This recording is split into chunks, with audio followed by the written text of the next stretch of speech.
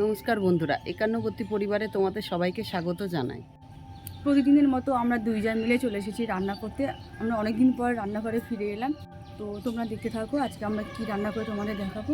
আশা করি তোমাদের ভালো লাগবে।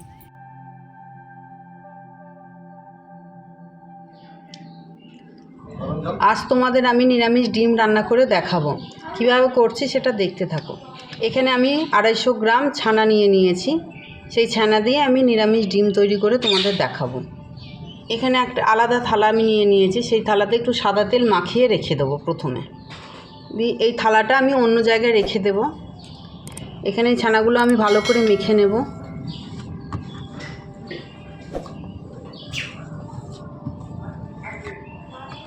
মাখা আমার হয়ে গেছে। এবার অল্প করে ছানা আমি আলাদা করে রেখে দেবো কুসুমের জন্য। আর অল্প করে রাখা হয়ে গেছে। এবার এই যে আলাদা করে বেশিটা রেখেছি, এর মধ্যে আমি অল্প পরিমাণ ময়দা মিশিয়ে নেব।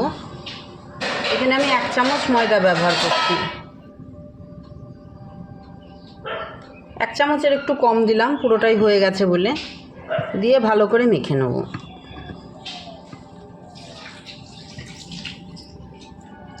ময়দা দিয়ে আমার খুব ভালো করে মাখা হয়ে গেছে। এবার এর মধ্যে আমি একটু সাদা তেল ব্যবহার করছি।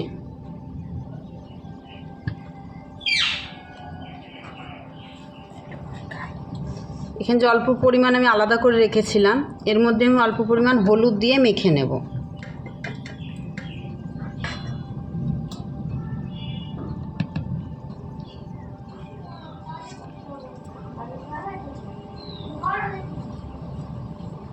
হলুদটা একটু কম লাগছে বলে আমি আরেকটু হলুদ দিয়ে দিচ্ছি।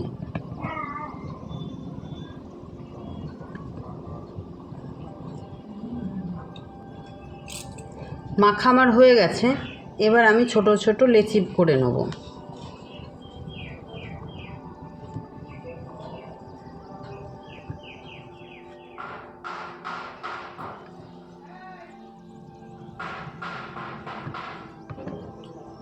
এখানে আমি এটা গোল করে মাঝখানটা একটু জায়গা করে নেব। এটাও আমি ছোট্ট করে গোল করে নেব।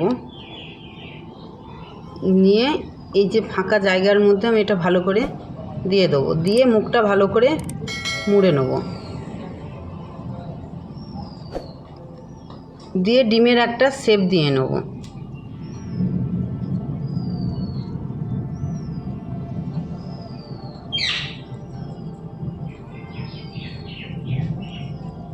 দিয়ে তোমাদের এটাই কেটে দেখাচ্ছে আমি কিভাবে ডিমটা তৈরি, ভেতরটা কীরকম হলো। একটা সুতো নিয়েছি। এই সুতোতে একটু সাদা তেল মাখিয়ে নেব।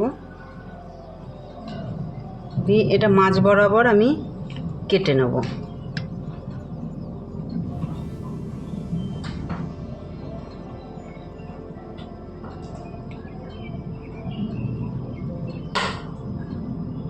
দিয়ে অন্য পাত্রে এটা আমি রেখে দেবো।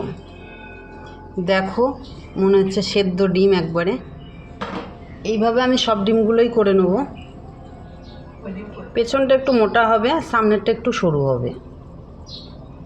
এবার হয়তো অরিজিনাল ডিমের মতন একবারে বানানো যাওয়া সম্ভব না, তাও যতটা চেষ্টা সম্ভব করতে হবে। সামনেটা একটু ছুচলো আর পেছনটা একটু গোল। তোমাদের এটাও আমি কেটে দেখাচ্ছি।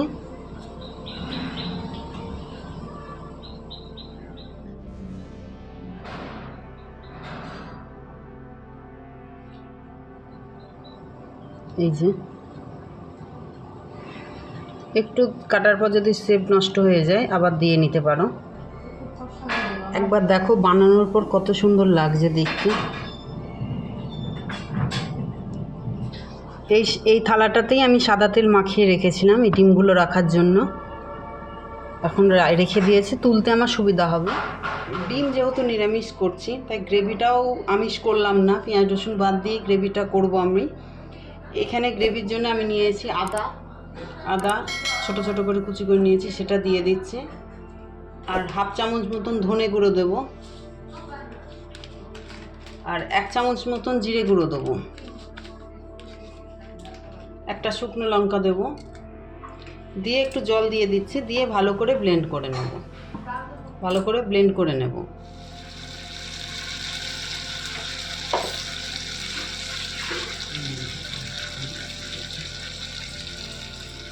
এখানে কড়াইয়ের পর মশলা দেখানো হয়ে গেছে আমার, তখন ক্যামেরাটা অন হয়েছিল না, তাই বলছি। তেল গরম করে আমি ওর মধ্যে 5 ফোড়ন শুকনো লঙ্কা দিয়েছিলাম আর একটু টমেটো কুচি দিয়েছিলাম, একটা গোটা এলাচও ব্যবহার করেছিলাম সেই তেলে। এই টমেটোটা গলে গেলে জিরে আদার মশলাটা দিয়ে ভালো করে আমি কষে নিচ্ছি। মশলা দিয়ে তেল ছেড়ে গেছে, এই সময় আমি অল্প করে জল ব্যবহার করব।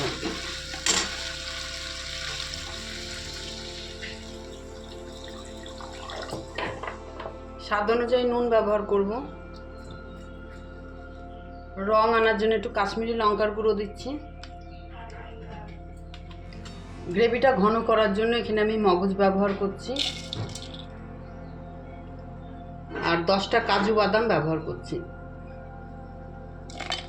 এটা ব্লেন্ড করে নেব। কাজু আর মগজ আমার ব্লেন্ড করা হয়ে গেছে, এখন ওই গ্রেভিটার মধ্যে দিয়ে দেবো ঘনত্বটা করার জন্য। ঘনও হয়, খেতে ভালোও লাগে। এটা আমি অন্য পাত্রে ঢেলে নেব। এবার আমি ওই কড়াই ধুয়েই ভালো করে ধুয়ে বসিয়ে দিয়েছি ওই ডিমগুলো একটুখানি ভাজার জন্য। এখানে কড়াই তেতে গেছে, সেই কড়াই আমি অল্প পরিমাণ সর্ষের তেল দিয়ে দিচ্ছি, দিয়ে একটু তাতিয়ে নেব। তেলটা তেতে গেছে, এবার আমি লো ফ্লেম করে নেব। করে নিয়ে আস্তে আস্তে যে ছানার ডিমগুলো আমি বানিয়েছি খুব অল্প করে ভেজে নেব।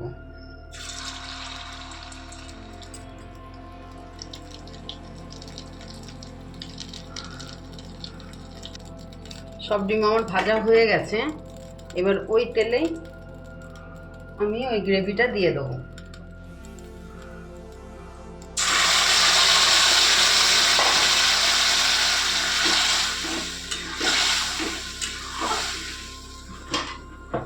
এখানে স্বাদের ব্যালেন্স আনার জন্য আমি অল্প পরিমাণ চিনি ব্যবহার করব আর একটু গরম মশলা দিয়ে দেবো। এবার ডিমগুলো দিয়ে আমি একটু ঢেকে রেখে দেব। এখানে কিছু ডিম আমি ভেজেছি আর কিছু ডিম আমি কাঁচাই দিয়ে দেবো ওর মধ্যে, দুরকমভাবেই করা যায়। আমি লো ফ্লেমে 2 মিনিট মতন ঢেকে রেখে দেবো। 2 মিনিট হয়ে গেছে, এবার আমি নামাবো, তোমাদের দেখিয়ে দিচ্ছি। গ্যাসটা আমি বন্ধ করে দিচ্ছি। আর এখানে আর একটা জিনিস ব্যবহার করছি, তোমরা ব্যবহার করতে পারো নাও করতে পারো, একটুখানি আমি ঘি ব্যবহার করছি। যেহেতু নিরামিষের ঘি ভালোই লাগে। এবার নামিয়ে নেব।